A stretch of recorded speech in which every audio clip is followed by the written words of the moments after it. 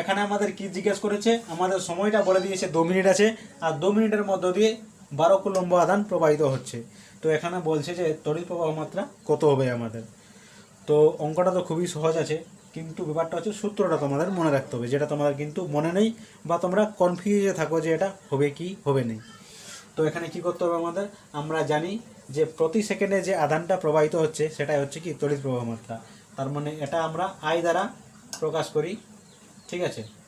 আর যে এখানে কি হয়, কিউ বাই টি হয়, মানে প্রত্যেক সেকেন্ডে কতটা আধান যাচ্ছে সেটা হচ্ছে আমাদের তড়িৎ প্রবাহ মাত্রা।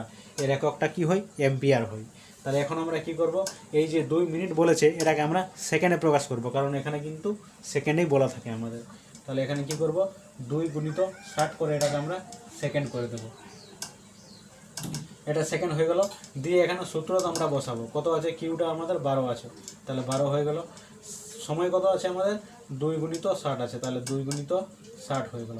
এখন কি করব আমরা, 12কে 12 আর 5 12 60, আর এখানে কত, উপরে 1 আর নিচে 5 দুগুণে 10 হয়ে গেল।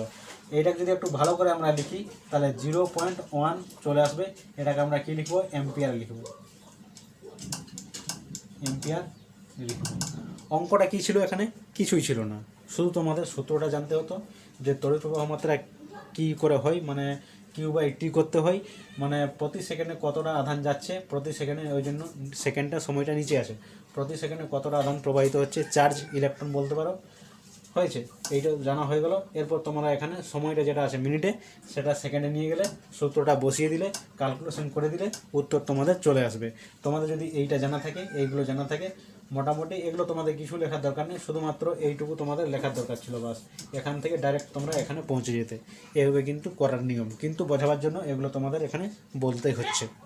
স্ক্রিনের মধ্যে স্পষ্ট আমরা দেখতে পাচ্ছি কত দিয়েছে, এখানে ভালো উত্তর দিয়েছে, মোটামুটি 59 জনের উত্তর দিয়েছে, যার মধ্যে 80%-এর কাছাকাছি সঠিক উত্তর দিয়েছে, বাকিটা কিন্তু 20% ভুল উত্তর দিয়েছে। তো এখানে কি করতে হবে, অঙ্কটা খুবই সহজ, সব জিনিস দেওয়া আছে, শুধু আমাকে সূত্র করে আমাকে বার করতে হবে।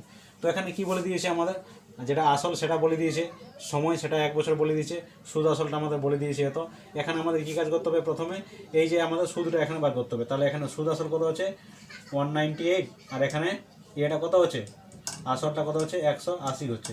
তাহলে এখান থেকে আমাদের 18 বেরিয়ে এলো, তাহলে এটা কি হয়ে গেল, আমাদের সুদ হয়ে গেল, সুদ হয়ে গেল। তাহলে এই সুদটা কত টাকার উপরে সুদটা আছে, আমাদের সুদটা আছে 180 টাকার উপরে সুদটা আছে 1 বছরের জন্য। তাহলে এখানে কি আছে যে 18 টাকা আমি সুদ পাচ্ছি কতর জন্য, 180 টাকার জন্য, ঠিক আছে। তাহলে 100 টাকার জন্য কত সুদ পাবো, সেটা বার করলে তো আমাদের সুদের হার হয়ে যাবে।